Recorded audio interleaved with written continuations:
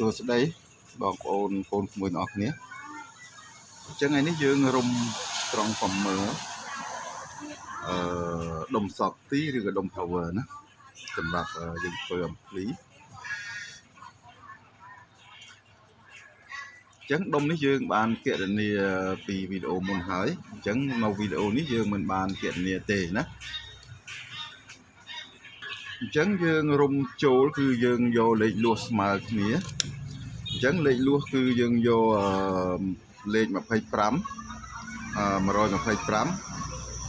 rung mà đấy cứ mà phải bảy chung rồi anh ấy mà phải bảy chung đó cứ lệnh lúa đôi kia nè chẳng anh ấy dương rung mà phải sập cùng bảy chung hay lệnh lúa mà rồi mà phải pram đôi kia còn tới dương rung tại 35V thế nè 35V សម្រាប់ប្រើឧបលោ8អូមហើយយើងរុំ 70V គឺសម្រាប់ប្រើឧបលោឬក៏មីក្រូ16អូម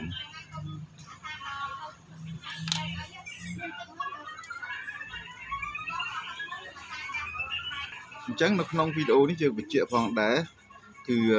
យើងចង់ដឹងវ៉ាត់ដុំភ្លើងគឺផ្ទៃណាផ្ទៃគុណនឹងផ្ទៃនេះគឺស្មើនឹងវ៉ាត់ណាស្មើនឹងវ៉ាត់272 វ៉ាត់ហើយអំពែរបស់ដុំភ្លើងគឺណាគឺវ៉ាត់នេះយើងចែកនឹងវ៉ុលនេះគឺវ៉ុលចូល11V ណាគឺស្មើនឹង12 37 អំពែណាគឺអំពែចូលហើយអំពែចេញគឺអំពែនេះគឺវ៉ាត់នេះចែកនឹង 70V មកគឺស្មើនឹង3 88 អំពែចេញណាអញ្ចឹងអំពែរបស់ដុំភ្លើងគឺអំពែចេញអំពែចូលបូកនឹងអំពែចេញណានេះអំពែចូលនេះអំពែចេញនេះបូកនឹងអំពែចូលគឺស្មើនឹងអំពែរបស់ដុំភ្លើងហើយណារបស់ត្រង់ប្រមើសកទីនឹងហើយគឺបានន័យថាអំពែដុំភ្លើងគឺនេះណាគឺ16.25 អំពែហើយវ៉ាត់វាគឺ272 វ៉ាត់ណាហើយដុំណាមួយញ៉េតិចរបស់វានេះគឺ3 ក្បៀសណា3 សង់ទីម៉ែត្រគុណនឹង5 សង់ទីម៉ែត្រអញ្ចឹងviewer យើងចង់ឲ្យយើងគណនាដុំ 5 ពេណាអញ្ចឹងយើងមិនមានដុំ 5 ពេទេហើយការគណនាគឺមិនខុសគ្នាទេណាគឺគណនាដុំតូចឬក៏ដុំធំអីគឺមិនខុសគ្នាទេដុំនេះយើងគាត់តែគណនារកចំនួនជុំក្នុង1 វ៉ុលតែប៉ុណ្្នឹងណាហើយនឹងចង់ដឹងអំពីវ៉ាត់របស់ដុំភ្លើងហើយនឹងពេដុំភ្លើងណាក្នុងនិយាយតិចនេះហើយលេខលួសយើងគណនាជាមួយនឹងដែកណាដែកអញ្ចឹងដើម្បីយើងចង់ដឹងថាលេខលួសប្រមាណដែលយើងអាចយកមករុំអញ្ចឹងលេខលួសរុំចូលហើយនឹងលេខលួសរុំចេញយើងបូកគ្នាមកអញ្ចឹងយើងចែកនឹង2ទៅយើងបាន125នេះហើយណាដើម្បីពួកដុំសក់ទីគឺគេត្រូវរុំលេខលួសស្មើគ្នាណាយើងយកមកចែកមកហើយយើងយកមកចែកវាទៅហើយយកមកបូកហើយយកមកចែកចូលហើយនឹងចេញនេះមកហើយយើងចែកនឹង2ទៅគឺវាឃើញតលយៈភាពគ្នាណាបានន័យថាភាពស្មើគ្នាតលយៈភាពគឺជាភាពស្មើគ្នាណាអញ្ចឹង125និង125ចេញស្មើគ្នាអញ្ចឹងដុំធំគេរុំចំនួនចេញតិចទេណាវាគ្រាន់តែប៉ុណ្្នឹងទេគឺយើងយកតែ 35V បើសិនជាដុំតូចជាងនេះយើងយក50ណាយក50អញ្ចឹងយើងមានប៉ុណ្្នឹងទេបញ្ជាក់បន្ថែមហើយយើងនឹងរៀបចំរុំសោកទីណា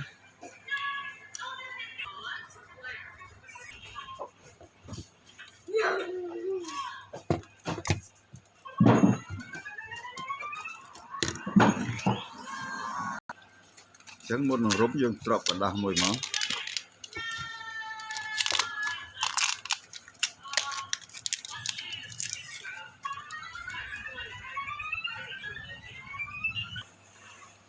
ចឹងយើងដាក់សំណប់វាមួយមក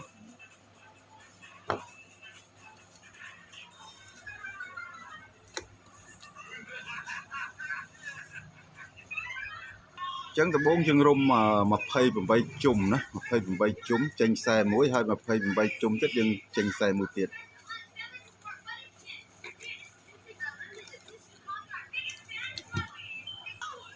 ចឹងយើងរុំបាន28ហើយយើងត្រូវចេញខ្សែមួយ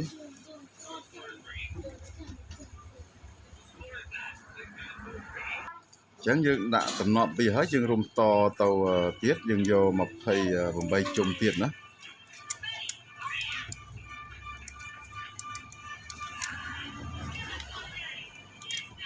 ចឹងលេខលួសនេះគឺជាលេខតូចទេគឺលេខ100ទេយើងអត់មាន125យកមករុំណាចឹងបើសិនតែយើងរុំលេខ125គឺមួយស្ពាល្មមណាមួយស្រទាប់ល្មមចឹងយើងមានតែលេខ100យើងរុំគាត់រុំឲ្យមើលហើយនឹងធ្វើអំពីសាកមើលតែប៉ុណ្្នឹងណាចឹងយើងរុំបាន9ជុំចឹងយើងច្រត់กระดาษមួយទៀតណា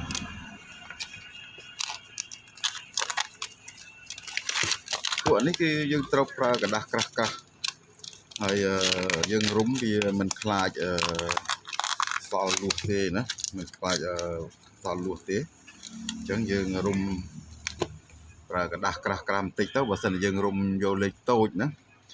ញ្ចឹងការគណនារបស់យើងឃើញលេខលួសយើងអាចលួចបានណាយើងអាចលួចអញ្ចឹងធ្វើជាងគេចេះលួចណាពូតនៅហោចោលនៅជាងអញ្ចឹងយើងលួចហើយយើងកែតម្រូវវាឲ្យត្រូវទៅអញ្ចឹងយើងគ្រប់28ហើយអញ្ចឹងខាងនេះ28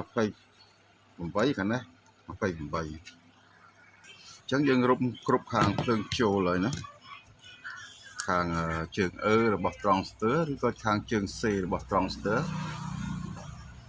បន្ទាប់មកយើងត្រប់กระดาษមួយទៀតមក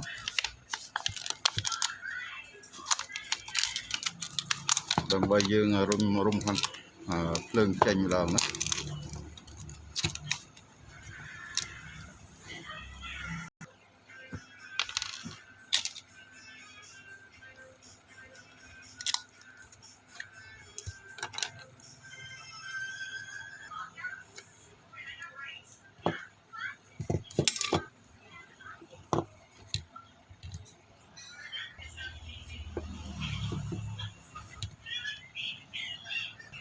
តមកយើងរុំខាងចេញ18អូមណាអញ្ចឹងលួសយើងអស់ដែរអញ្ចឹងយើងអាចរុំតែ8អូមទេណាអញ្ចឹងយើងរុំបាន35ជុំហើយអញ្ចឹងយើងត្រប់กระดาษមួយមកហើយយើងរុំ35ជុំទៀត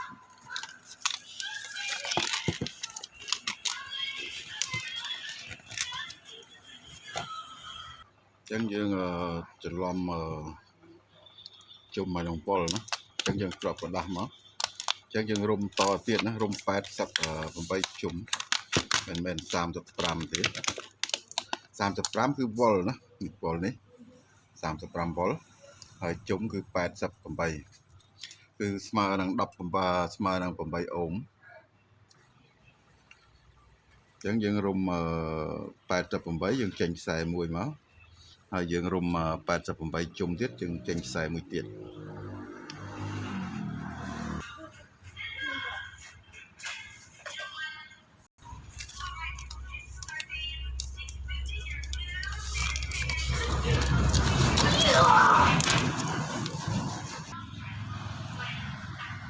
អញ្ចឹងយើងបាន88ជុំយើងចេញខ្សែមួយទៀតអញ្ចឹងយើងបាន100ប្រមាណគឺអញ្ចឹងយើងបាន176ណាបាន176ជុំ176ជុំគឺ16អូម88ជុំគឺ8អូម16អូមគឺសម្រាប់ប្រើមីក្រូហើយ8អូមសម្រាប់យើងប្រើបាសធម្មតាហើយបើសិនជាយើងចង់រុំប្រើភ្លើង220គឺយើងរុំលួសតូចណា យើងរុំលុះលេខ50អីមកឬក៏លេខ55ហ្នឹងអញ្ចឹងយើងរុំឲ្យគ្រប់220ទៅសម្រាប់ប្រើអំពូលណាសម្រាប់ប្រើអំពូលបន្ទាប់មកយើងដាក់กระดาษមួយទៀតអញ្ចឹងអានេះមកពីយើងគ្រាប់กระดาษក្រាស់ពេកណាអញ្ចឹងយើងរុំលួសលេខតូចយើងគ្រាប់กระดาษក្រាស់វាដូចតែយើងរុំលេខធំដែរអញ្ចឹងกระดาษនេះយើងហែកបាន2ដង3ដងណាយើងហែកបាន3ដងអញ្ចឹងបើសិនតែយើងគ្រាប់វាយើងលួសធំជាងនេះយើងអាចគ្រាប់ហែកกระดาษនេះជា3ដងណាអញ្ចឹងយើងលោដាច់អុយមួយមក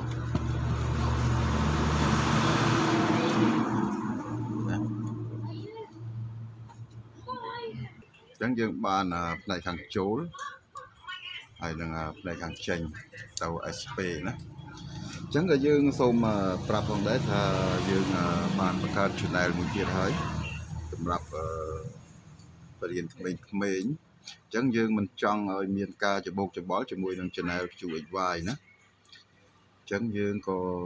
បង្កើត channel ថ្មីមួយទៀតហើយយើងនឹងបង្រៀនអេឡិចត្រូនិកហើយក្នុងការបរៀនយើងមាន4ចំណុចដែលយើងយកមកបរៀនគឺទី1យើងរៀនផ្នែកអគ្គិសនីហើយបន្ទាប់មកគឺយើងរៀនការប្រើប្រាស់ emitter ឬក៏នាឡិកាហ្នឹងហើយទី3យើងបរៀនអំពីគ្រឿងអេឡិចត្រូនិកទាំង4ប្រភេទណាទាំង4ប្រភេទហើយទី4គឺយើងចប់ពីគ្រឿងអេឡិចត្រូនិកទៅគឺយើងបានយើងបរៀនបច្ចេកទេសអញ្ចឹង channel ថ្មីគឺយើងបរៀនតាមស្តង់ដារមួយអញ្ចឹងក្មេងៗអាចមើល channel នោះយើងដាក់ឈ្មោះថាកម្ពុជាអេឡិចត្រូនិកណាហើយដល់ពេលយើងកាលណាយើងបង្ហោះវីដេអូបានប្រហែលជា4-5វីដេអូចាំយើង comment នៅក្រោមវីដេអូរបស់យើងអញ្ចឹងយើងមិនចង់ច្បូកច្បល់ជាមួយនឹង channel នេះទេណាហើយ channel នោះយើងសរសេរជាភាសាខ្មែរតែម្ដងណាយើងសម្រាប់ខ្មែរមើលហើយអញ្ចឹង channel នេះយើងមិនសរសេរជាភាសាខ្មែរទេណាយើងធ្វើជា channel ទូទៅប៉ុន្តែ channel ដែលយើងបង្កើតនោះគឺយើងសរសេរជាភាសាខ្មែរតែម្ដងអញ្ចឹងក៏អរគុណណាទាំងអស់គ្នាហើយយើងនឹងរៀបចំដាក់ដែកដែក E ណា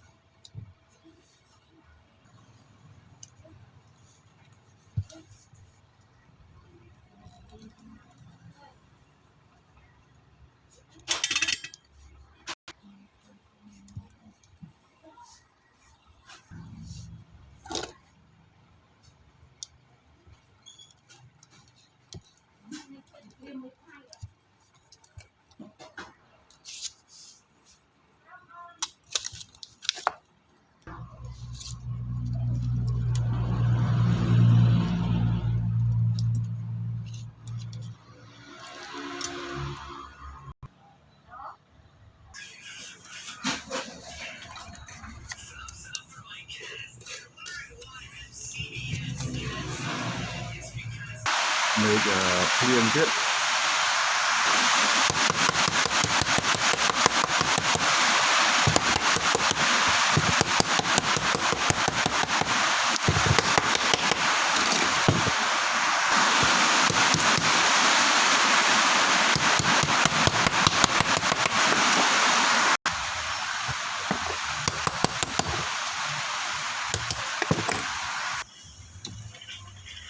ជាទីរបស់វា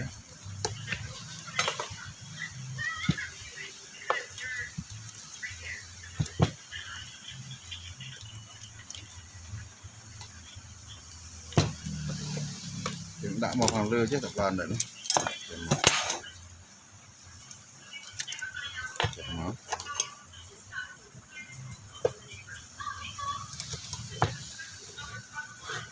chẳng video này dương miền phần năng ná sầm rạp biết này cả rùm đồng dọc phí sầm rạp micro ná pli micro chẳng nó video có dương là tầm lang ampli micro đi mùi tiếp chẳng về chơi ca tầm lang rồi kế hai dương đồ tàu phơi ấy xịn tiệt ná chẳng cứ dương nó video có dương phơi ampli mùi chẳng ở con tọt nhé sầm rạp cả control hay là làm đàn chẳng dương đôi xa để dương là vô lưới chẳng dương mình tàu bàn phơi video ná hay còn tàu bàn mơ từ sạp đấy chẳng có chia sẻ nó nhé chẳng dương chụp như nó video cày